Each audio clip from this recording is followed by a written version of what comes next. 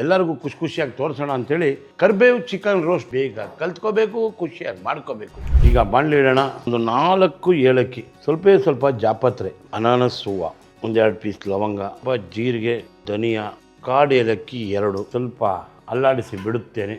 ಈಗ ಇದಕ್ಕೆ ಸ್ವಲ್ಪ ಕರಿಬೇವು ಬಿಟ್ಬಿಡೋಣ.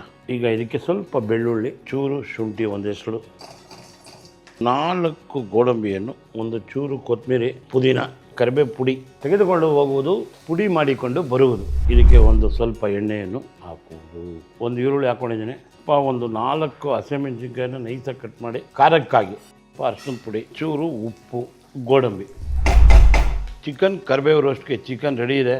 ಈಗ ಅರಿಶಿನ ಹಾಕಿದ್ದೀವಿ, ಈರುಳ್ಳಿ ಹಾಕಿದ್ದೀವಿ, ಸ್ವಲ್ಪ ಹಸಿಮೆಣಸಿನ್ಕಾಯಿ ಹಾಕಿದ್ದೀವಿ, ಗೋಡಂಬಿ ಹಾಕಿದ್ದೀವಿ. ಈಗ ಮುಚ್ಚಳವನ್ನು ಮುಚ್ಚುತ್ತೇವೆ. 10 ನಿಮಿಷದಲ್ಲಿ ಬೆಂದೋಗುತ್ತೆ. ಮಸಾಲೆ ರುಬ್ಬಣ, ಖುಷಿಯಾಗಿ ಹಾಕೋಣ.